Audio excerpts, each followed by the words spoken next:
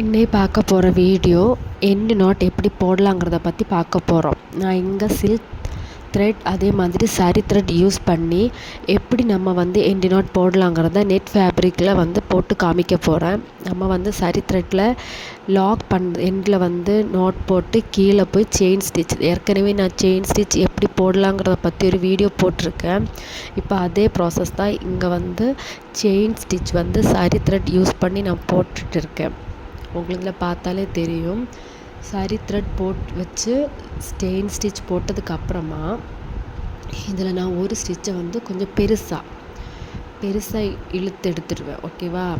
அந்த பெருசாக இழுத்து எடுக்கிற ஸ்டிச்சுக்கு இப்போ இந்த ஸ்டிச்சுக்குள்ளே இருந்து நான் என்ன பண்ணுவேன்னா, நெக்ஸ்ட்டு ஒரு ஸ்டிச்சை உள்ளே எடுப்பேன்.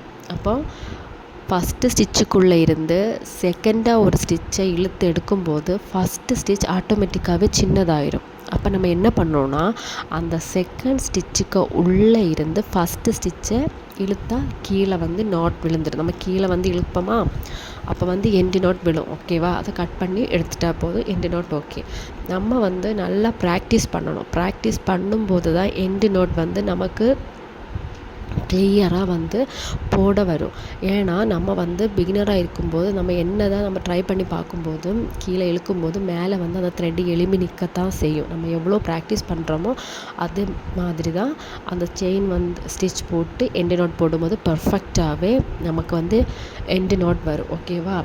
இப்போ திரும்ப நான் சரி த்ரெட்டில் உங்களுக்கு போட்டு காமிக்கிறேன். இப்போ புரிஞ்சிருக்குன்னு நினைக்கிறேன். ஓகேவா? இப்போ கட் பண்ணி எடுத்தாமா, சேம் ப்ராசஸ் தான் சில்க் த்ரெட்லேயும். சரி த்ரெட்டை பொறுத்த வரைக்கும் ஒரே ஒரு ஸ்ட்ராண்ட்ஸ் தான். சில்க் த்ரெட்டை பொறுத்த வரைக்கும் 2 ஸ்ட்ராண்ட்ஸ், அது எந்த கலர் வேணாலும் இருக்கலாம். ஓகேவா?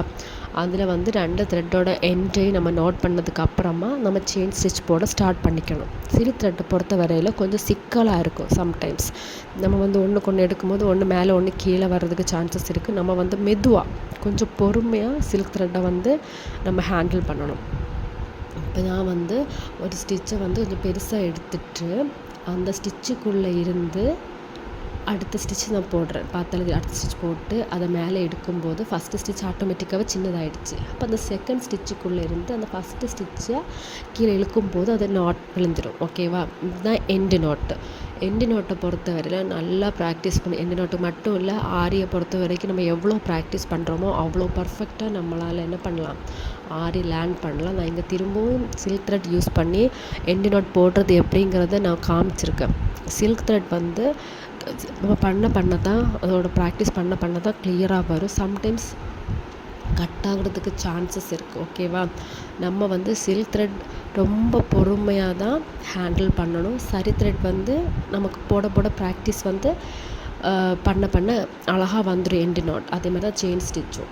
சில்க் த்ரெட்டே அதே மாதிரி தான் பொறுமையாக நம்ம ஹேண்டில் பண்ணி செயின் ஸ்டிச் ஆகட்டும், எண்டு நாட் ஆகட்டும், பொறுமையாக ஹேண்டில் பண்ணி நம்ம ஸ்டிச் பண்ணணும். இப்போ 2 த்ரெட்லேயுமே நான் எப்படி பண்ணதுன்னு எண்டு நாட் போடுறதுன்னு உங்களுக்கு காமிச்சிட்டேன். உங்களுக்கு நல்லாவே அண்டர்ஸ்டாண்ட் ஆயிருக்கும்னு நம்புகிறேன். தேங்க்யூ.